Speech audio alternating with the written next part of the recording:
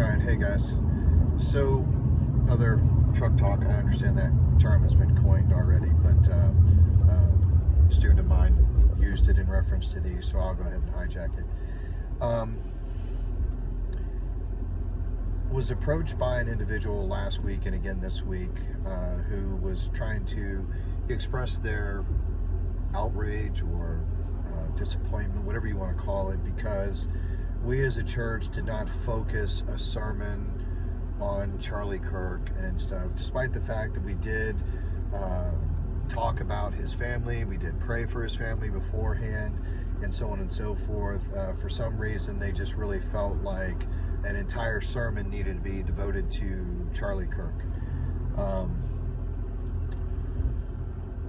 Guys, I don't know where you've been, but Christians have been persecuted for 2,000 years, going all the way back to Stephen. And a good book, if you want to read it, is Fox's Book of Martyrs, written by a guy named John Fox, and he goes through the martyrdom starting with Stephen, essentially the first Christian martyr, all the way through.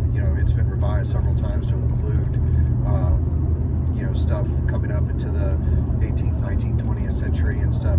But the idea being is that Christians have been persecuted for a long time. I don't know why you feel like this Christian deserved some sort of special treatment, like an entire sermon needed to be devoted to him, versus the thousands of Syrian Christians who were executed last week by HTS in Syria. Why you want to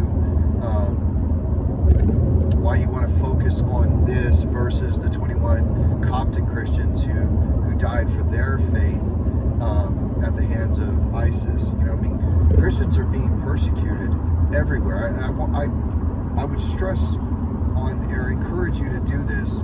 Type in Christian persecution in, and then leave it there, and watch what Google fills in. You're going to see Pakistan, Africa, Egypt, Syria, Iraq, Iran. You're going to see all these other countries pop up, but for some reason, a Christian here gets persecuted, and all of a sudden it's like, hey, stop the press. We need to really focus on that.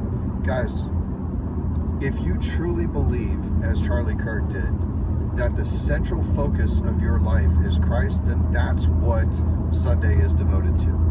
That's what our focus is.